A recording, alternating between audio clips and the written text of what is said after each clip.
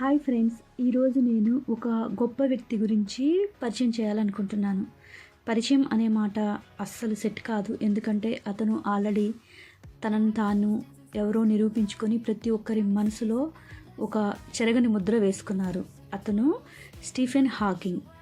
Stephen Hawking అనేది ప్రపంచ ప్రసిద్ధ శాస్త్రవేత్త. భౌతిక శాస్త్రంలో విప్లవాత్మక ఆలోచనలు అందించిన ఒక గొప్ప వ్యక్తి. ఆయన శరీరానికి జరిగిన ఆల్స్ అనే వ్యాధి కారణంగా పూర్తిగా వీల్ చైర్కు పరిమితమయ్యారు. కానీ తన మనసు మరియు సాంకేతిక సహాయంతో ప్రపంచానికి గొప్ప రహస్యాలను అర్థం చేసుకునే అవకాశాన్ని మనకు అందించారు. 1942 జనవరి 8వ తేదీ ఇంగ్లాండ్లో జన్మించిన స్టీఫెన్ హాకింగ్ చిన్నప్పటి నుండి శాస్త్రానికి ఆకర్షితులయ్యారు. ఆయన తల్లిదండ్రులు విద్యను చాలా ప్రాముఖ్యమైనదిగా భావించారు కాబట్టి అతనికి కూడా ఆలోచనలు పెరగటానికి బాటలు వేసింది. ఆయన స్కూల్లో హాకింగ్ ఐన్స్టీన్ అని ముద్దు పేరు కూడా పెట్టేవారు. అయితే చదువులో అంత అత్యద్భుతమైన ప్రదర్శన చేయకపోయినా ఆయన సృజనాత్మక ఆలోచన శక్తి ప్రబలంగా ఉండేది. ఆక్స్ఫర్డ్ విశ్వవిద్యాలయంలో ప్రాథమిక విద్య పూర్తి చేసిన ఆయన కేంబ్రిడ్జ్లో శాస్త్ర పరిశోధనలు కొనసాగించారు. కానీ తన 21 ఏళ్ల వయసులో హాకింగ్కు ALS వ్యాధి నిర్ధారణ అయ్యింది. వైద్యులకు ఆయన కేవలం కొన్ని సంవత్సరాలు ఆయుష్ మాత్రమే ఉంటుందని గ్రహించి వారికి చెప్పారు. ఈ దెబ్బ ఆయన శరీరంకు నొప్పి కలిగించిన మనసు ధైర్యాన్ని మాత్రం ఎక్కడా తగ్గించలేకపోయింది. అయితే ఆయన తన జీవితాన్ని అన్వేషణ మరియు విజ్ఞానంతో నింపుకోవాలని నిర్ణయించుకున్నారు. తన శరీరం కదలికలను కోల్పోతున్నప్పటికీ ఆయన మనసు ఆలోచనలు బ్రహ్మాండానికి సరిహద్దులు నిర్ధారించే స్థాయికి చేరుకున్నాయి. బ్లాక్ హోల్స్పై పరిశోధన స్టీఫెన్ హాకింగ్ రేడియేషన్ అనే సిద్ధాంతాన్ని ప్రతిపాదించారు. దీని ప్రకారం బ్లాక్ హోల్స్ వికిరణాలు విడుదల చేస్తాయి. ఇది భౌతిక శాస్త్రంలో ఒక నూతన అధ్యాయాన్ని ప్రారంభించింది. అసలు బ్లాక్ హోల్కి ముందు ఏమీ లేదు అని ఆయన నిర్దేశించారు.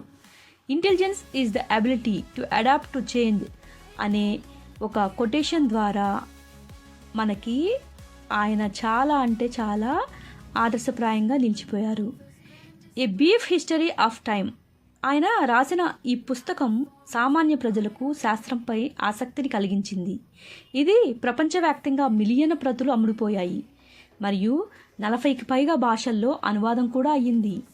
స్పేస్ మరియు టైం సూత్రాలు ఇతను బిగ్ బ్యాంగ్ మరియు టైం ట్రావెల్పై వినూత్న సిద్ధాంతాలు ప్రతిపాదించారు.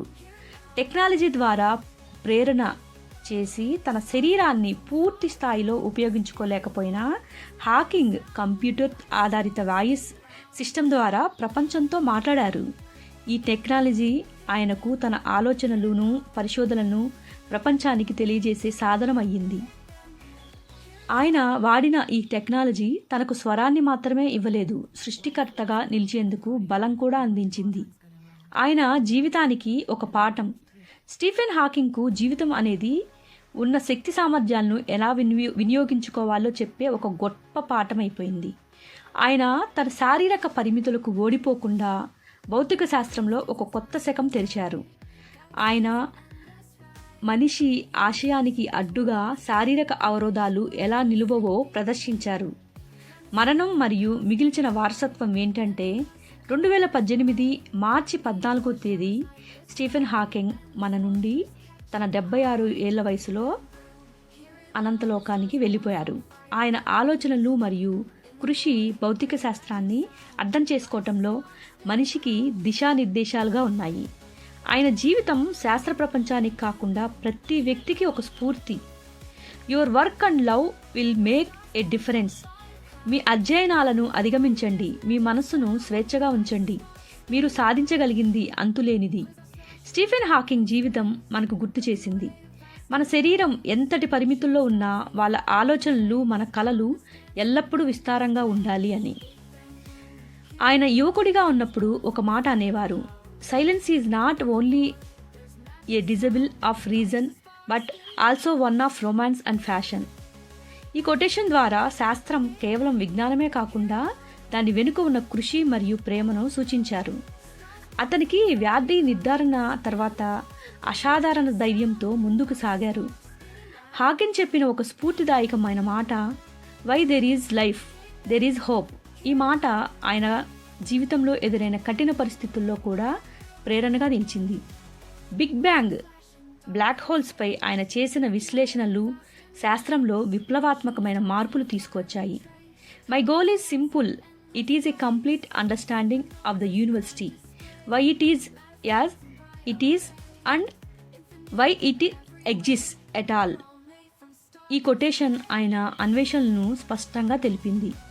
ఆయనకు మానవత స్పర్శ ఎంత ఉంది అంటే పరిశోధనతో మాత్రమే కాకుండా తన వ్యక్తిత్వంతో కూడా ప్రపంచానికి ఒక మార్గదర్శకుడుగా నిలిచిపోయారు. ఈ మాటలు మనకు నిజమైన జ్ఞానాన్ని ఎప్పుడూ ఆవశ్యకంను గుర్తు చేస్తాయి అన్నందుకు.